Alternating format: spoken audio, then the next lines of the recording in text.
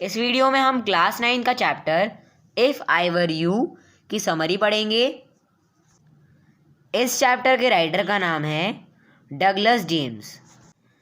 अब हम chapter start कर लेते हैं। यह एक घुसपैठिया की कहानी है। वह एक प्ले राइटर जिरार्ड के घर में घुस आया था, परंतु उसे यह नहीं पता था कि कॉटेज का मालिक प्ले राइटर है। उसे केवल इतना पता था कि उसका नाम जिरार्ड था। उसने उसके बारे में थोड़ा बहुत सुन रखा था। उसे यह पता था कि जिरार्ड एक रहस्यमय व्यक्ति था। वह एसेक्स के बाहरी इलाके में रहता था। जिरार्ड अपनी सभी वस्तुएं फ़ोन पर मंगवाता था और कभी व्यापारियों से नहीं मिलता था। घुसपैठिया एक अपराधी था। उसने एक पुलिस वाले की हत्या भी की थी।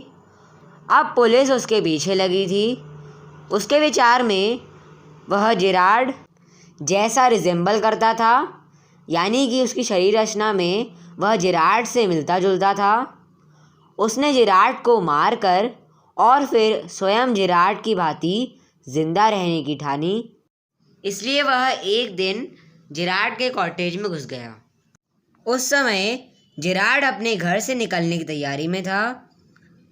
वह अपने एक नाटक के रिहर्सल को देखने जा रहा था। उसने अपने लिए एक थैला तैयार कर रखा था जिसमें रिहर्सल की प्रॉप्स थी। घुसपैठिये ने बंदूक दिखाकर जिरार्ड को धमकाया। उसने उससे अपने क्वेश्चंस का आंसर देने को कहा। फिर उसने उसे बताया कि उसका इरादा उसे मारकर उसके मकान में जिरार्ड के रूप में रहने का था।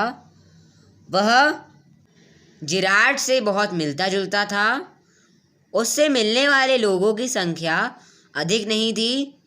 घुसपैठिया को लगा कि वह जिरार्ड बनकर अपनी बाकी ज़िंदगी आसानी से बिता लेगा।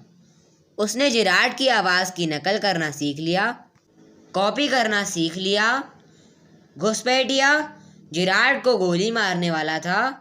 तब जिरार्ड ने उसे सावधान किया कि वह उसे ना मारे।